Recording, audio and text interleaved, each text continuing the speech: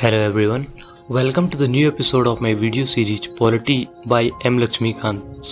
अब तक की वीडियो में आपने जाना सेलिएंट फीचर ऑफ कॉन्स्टिट्यूशन के बारे में, शेड्यूल्स ऑफ कॉन्स्टिट्यूशन के बारे में और सोर्सेज ऑफ इंडियन कॉन्स्टिट्यूशन के बारे में। ये हमारा थर्ड चैप्टर चल रहा है और इस चैप्टर का ये लास्ट लेक्चर रहेगा। आज की वीडियो में हम जानेंगे कुछ इंपॉर्टेंट आर्टिकल्स के बारे में जो कि एग्जाम पर्सपेक्टिव से काफ़ी ज़्यादा इंपॉर्टेंट हो जाते हैं और क्रिटिसिज्म ऑफ कॉन्स्टिट्यूशन के बारे में। शुरू करते हैं मेरे आज की वीडियो। मेरा नाम है अनंत और आप देख रहे हैं ई गुरुकुल NCERT स्टफ। आर्टिकल 1 हमें बताता है कि इंडिया एक यूनियन ऑफ स्टेट है, मतलब इंडिया राज्यों का एक संघ है। आर्टिकल 3 में पार्लियामेंट की कुछ पावर्स के बारे में बताया गया है कि पार्लियामेंट न्यू स्टेट्स बना सकती है, उनके एरियाज में चेंजमेंट कर सकती है और जो स्टेट्स पहले से एग्जिस्ट करते हैं उनके एरियाज में, बाउंड्रीज में और नेम में चेंजमेंट ला सकती है। आर्टिकल 13 हमें बताता है कोई भी लॉ जो फंडामेंटल राइट को अपोज करता है वो नल और वॉइड करार किया जाएगा।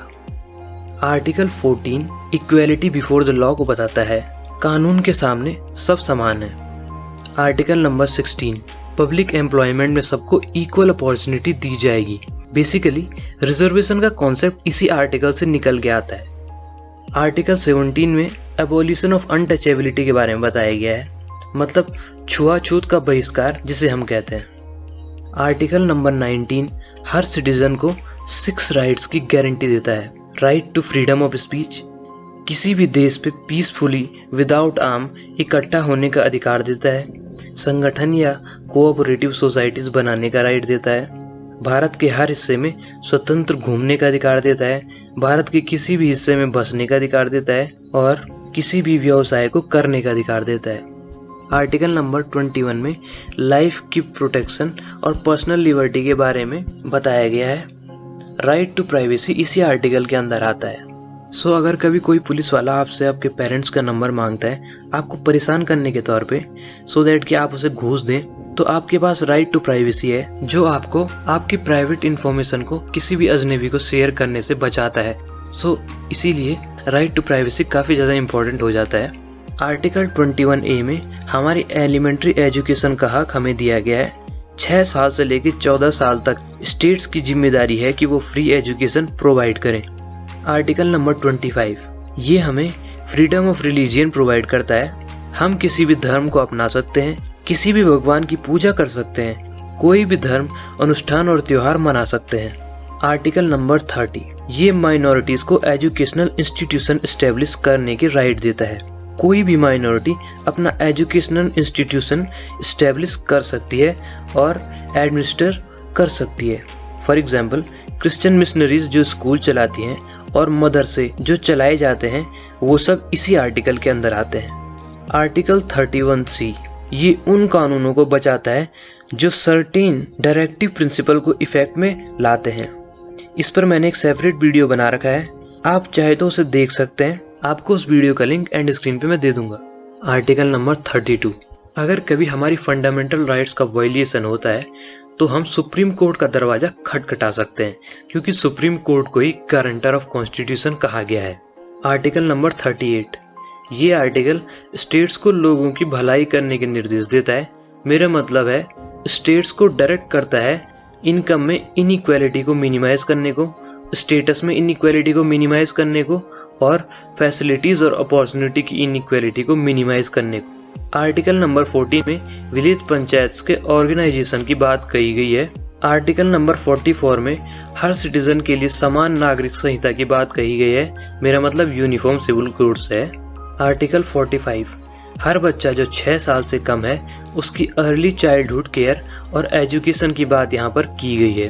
आर्टिकल नंबर 46 में हमारी सोसाइटी के weaker section that is SCs, STs और अदर वीकर सेक्शन की एजुकेशन और इकोनॉमिक इंटरेस्ट के प्रमोशन के बारे में बात की गई है।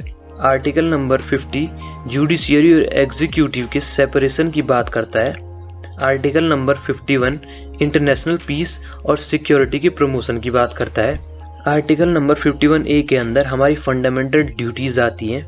आर्टिकल नंबर 72 में प्रेसिडेंट की पावर्स का जिक्र किया गया है कि वो एक कैदी को क्षमादान कर सकते हैं, उसको सजा में छूट दे सकते हैं और वो किसी भी कैदी का मृत्यु दंड भी माफ कर सकते हैं। Article number 74 council of minister help और एडवाइस करते हैं प्रेसिडेंट को जब उसे जरूरत होती है। Article number 78 prime minister council of ministers और प्रेसिडेंट के बीच का एक मीडिएटर होता है। सो ये प्राइम मिनिस्टर की रिस्पॉन्सिबिलिटी बन जाती है कि वो काउंसिल ऑफ मिनिस्टर्स के decisions related to administration of union और लेजिस्लेशन ऑफ प्रपोजल्स इनको प्रेसिडेंट के साथ कम्युनिकेट करे। आर्टिकल नंबर 110 में मनी बिल को डिफाइन किया गया है। आर्टिकल नंबर 112 में एनुअल फाइनेंशियल स्टेटमेंट के बारे में डिस्कस किया गया है, जिसको हम बजट कहते हैं। कॉन्स्टिट्यूशन में बजट वर्ड का कहीं भी जिक्र नहीं किया गया है। आर्टिकल नंबर 123 जिस टाइम पे पार्लियामेंट पावर में ना हो उस टाइम पे प्रेसिडेंट ऑर्डिनेंस पास कर सकता है। इस ऑर्डिनेंस की वैलिडिटी 6 मंथ होती है। आर्टिकल 143 में प्रेसिडेंट की सुप्रीम कोर्ट को सलाह देने की पावर का जिक्र किया गया है। आर्टिकल 155 में गवर्नर के अपॉइंटमेंट का जिक्र किया गया है।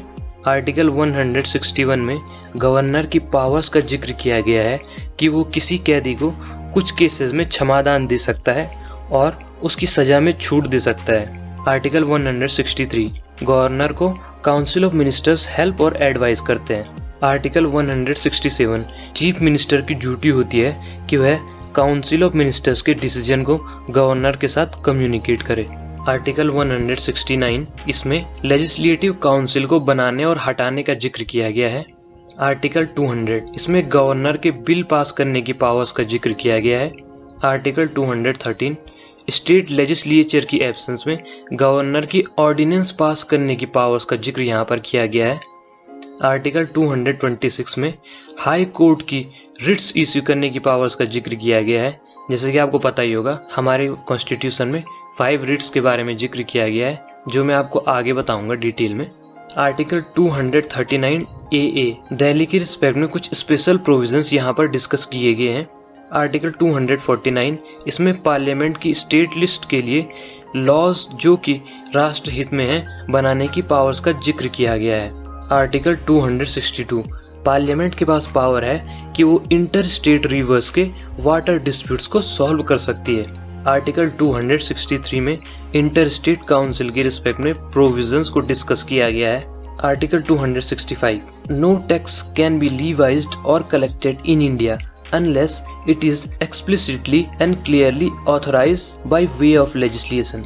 इसका सिंपल सा मीनिंग है कि बिना किसी अथॉरिटी ऑफ लॉ के आपसे भारत में कोई भी टैक्स नहीं वसूला जा सकता। अथॉरिटी ऑफ लॉ का मतलब यहाँ पर स्टेट लेजिस्लेशन और पार्लियामेंट से है, जो कि कानून बनाती है। आर्टिकल 275 सेंट्रल गवर्नमेंट के द्वारा सर्टेन स्टेट्स को ग्रांट देने की बात यहाँ पर की गई है। आर्टिकल 280 में फाइनेंस कमीशन के बारे में बताया गया है। इसको प्रेसिडेंट अपॉइंट करता है। फाइनेंस कमीशन का काम सेंटर और स्टेट के बीच में टैक्स का बंटवारा करना होता है। आर्टिकल 300A में राइट टू प्रॉपर्टी का जिक्र है। किसी भी इंसान को हम उसकी प्रॉपर्टी से बेदखल नहीं कर सकते। अगर करते भी हैं तो सरकार उसे उचित मुआवजा प्रदान करेगी। आर्टिकल 312 में ऑल इंडियन सर्विसेज के बारे में बताया गया है। आर्टिकल 315 में यूनियन और स्टेट्स के लिए पब्लिक सर्विस कमीशन के बारे में बताया गया है। आर्टिकल 320 में पब्लिक सर्विस कमीशन के फंक्शंस को डिफाइन किया गया है।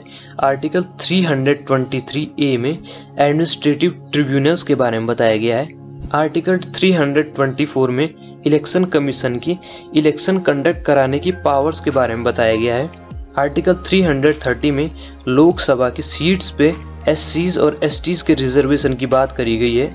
आर्टिकल 335 में सर्विसेज एंड पोस्ट पे शेड्यूल कास्ट और शेड्यूल ट्राइब्स के क्लेम के बारे में बात की गई है। आर्टिकल 352 में नेशनल इमरजेंसी के प्रोविजंस के बारे में बात की गई है। आर्टिकल 356 में प्रेसिडेंट्स रूल के प्रोविजंस के बारे में बात की गई है।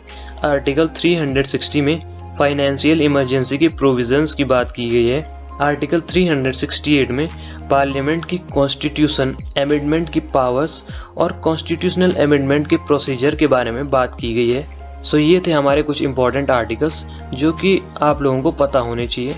अब बात करते हैं हमारे आज के दूसरे टॉपिक क्रिटिसिज्म ऑफ कॉन्स्टिट्यूशन के बारे में। लास्ट चैप्टर में हमने क्रिटिसिज्म ऑफ कॉन्स्टिट्यूएंट असेंबली के बारे में पढ़ा था।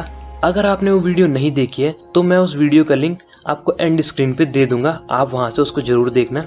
हमारा कॉन्स्टिट्यूशन कॉन्स्टिट्यूएंट असेंबली के द्वारा फ्रेम और अडॉप्ट किया गया था। इसका फॉलोइंग ग्राउंड्स पे क्रिटिसिज्म किया गया। ए बोरोड कॉन्स्टिट्यूशन। क्रिटिक्स ने कहा कि इंडियन कॉन्स्टिट्यूशन में कुछ नया और ओरिजिनल नहीं है। उन्होंने इसे बोरोड कॉन्स्टिट्यूशन और अ बैग ऑफ बोरोइंग और अ हॉच पॉच कॉन्स्टिट्यूशन और दुनिया के अलग अलग कॉन्स्टिट्यूशन का पैच वर्क बताया। हाउएवर, ये क्रिटिसिज्म बहुत अनफेयर और इलॉजिकल था, क्योंकि कॉन्स्टिट्यूशन बनाने वालों ने इंडिया की कंडीशन के अकॉर्डिंग नेसेसरी मॉडिफिकेशंस करे थे और उन कॉन्स्टिट्यूशन के फॉल्ट्स को अवॉइड भी किया था। भीमराव अंबेडकर जी ने इसके रिप्लाई में यही कहा कि मेन प्रोविजंस में सारे कॉन्स्टिट्यूशन एक जैसे ही होते हैं, बस अपने कंट्री की कंडीशन और सिचुएशन को देखते हुए उसमें सुधार करने होते हैं और फॉल्ट्स को रिमूव करना होता है। सो blind copy of constitution of other countries ये इनएडिक्वेट स्टडी ऑफ कॉन्स्टिट्यूशन की वजह से है। उनका मतलब यह था कि जिन लोगों ने कॉन्स्टिट्यूशन को पर्याप्त मात्रा में नहीं पढ़ा है वही लोग ऐसे चार्जेस लगा सकते हैं। A carbon copy of 1935 act. हमारे कॉन्स्टिट्यूशन का large part government of India act 1935 से लिया गया है, इसलिए उन्होंने कॉन्स्टिट्यूशन को कार्बन कॉपी ऑफ 1935 एक्ट और अमेंडेड वर्जन ऑफ 1935 एक्ट कहा। एन श्रीनिवासन कहते हैं कि कॉन्स्टिट्यूशन की लैंग्वेज और सबस्टांस दोनों ही एक्ट ऑफ 1935 की क्लोज कॉपी हैं। सर आइवर जेनिंग्स, जो कि ब्रिटिश कॉन्स्टिट्यूशनल एक्सपर्ट थे, वो कहते हैं कि कॉन्स्टिट्यूशन को directly government of India act 1935 से डेराइव किया गया है। इनफैक्ट बहुत सारे प्रोविजंस को ऑलमोस्ट टेक्सचुअली कॉपी किया गया है। अन इंडियन और एंटी इंडियन। क्रिटिक्स के अकॉर्डिंग कॉन्स्टिट्यूशन अन इंडियन और एंटी इंडियन था, क्योंकि ये इंडिया की पॉलिटिकल ट्रेडिशन और इंडिया की स्पिरिट्स को रिफ्लेक्ट नहीं कर रहा था। उन्होंने कहा कि फॉरेन नेचर ऑफ कॉन्स्टिट्यूशन इसे इंडियन सिचुएशन के लिए अनसूटेबल बनाता है। के हनुमंता कॉन्स्टिट्यूएंट असेंबली के ही मेंबर थे। ये बताते हैं कि हमें वीणा और सितार का म्यूजिक चाहिए था, पर यहाँ इंग्लिश बैंड का म्यूजिक सुनाई दे रहा है, क्योंकि हमारे कॉन्स्टिट्यूशन मेकर्स उसी तरीके से पढ़े हुए हैं। An unGandhian constitution. क्रिटिक्स के अकॉर्डिंग इंडियन कॉन्स्टिट्यूशन अनगांधीयन था, क्योंकि इसे महात्मा गांधी की फिलोसॉफी और आइडियाज से नहीं बनाया गया था। के हनुमंता कहते हैं कि ये एग्जैक्टली उसी काइंड का कॉन्स्टिट्यूशन है जैसा महात्मा गांधी नहीं चाहते थे और जिसकी वो परिकल्पना नहीं करते थे। एलिफेंटिव साइज। क्रिटिक्स ने कहा कि इंडियन कॉन्स्टिट्यूशन बहुत ही बल्कि और बहुत ही डिटेल्ड है और इसमें बहुत सारे अननेसेसरी एलिमेंट्स हैं। सर आइवर जेनिंग्स, जो कि ब्रिटिश कॉन्स्टिट्यूशनल एक्सपर्ट थे, उन्होंने ऑब्जर्व किया कि जो प्रोविजंस बोरो किए गए थे वो हमेशा वेल सेलेक्टेड नहीं थे और कॉन्स्टिट्यूशन बहुत ही लंबा और कॉम्प्लिकेटेड था। Paradise of the lawyers. Critics के अकॉर्डिंग इंडियन कॉन्स्टिट्यूशन बहुत लीगलिस्टिक और बहुत ही कॉम्प्लिकेटेड था। इसकी लैंग्वेज बहुत ही लीगल थी, जो कि इसे एक कॉम्प्लिकेटेड डॉक्यूमेंट बनाती थी। सर आइवर जेनिंग्स ने इसे लॉयर्स पैराडाइज बताया है। सो गाइज, हमारी आज की वीडियो यहीं पर एंड होती है और हमारा third chapter salient feature of Indian constitution भी यहीं पर एंड होता है। सो आई होप आप लोगों को मेरी वीडियोस पसंद आ रही होंगी। इसके बाद हम शुरू करेंगे अपना फोर्थ चैप्टर, जो कि हमारा प्रीएम्बल ऑफ कॉन्स्टिट्यूशन। सो अगर आपको मेरी वीडियोस हेल्पफुल लग रही हैं तो प्लीज लाइक कीजिए मेरी वीडियोस को, सब्सक्राइब कीजिए मेरे चैनल को और शेयर कीजिए मेरी वीडियोस को, सो दैट कि मुझे भी ग्रो होने में हेल्प हो सके और लोगों को भी एम लक्ष्मीकांत बुक को इजीली समझने में हेल्प हो सके।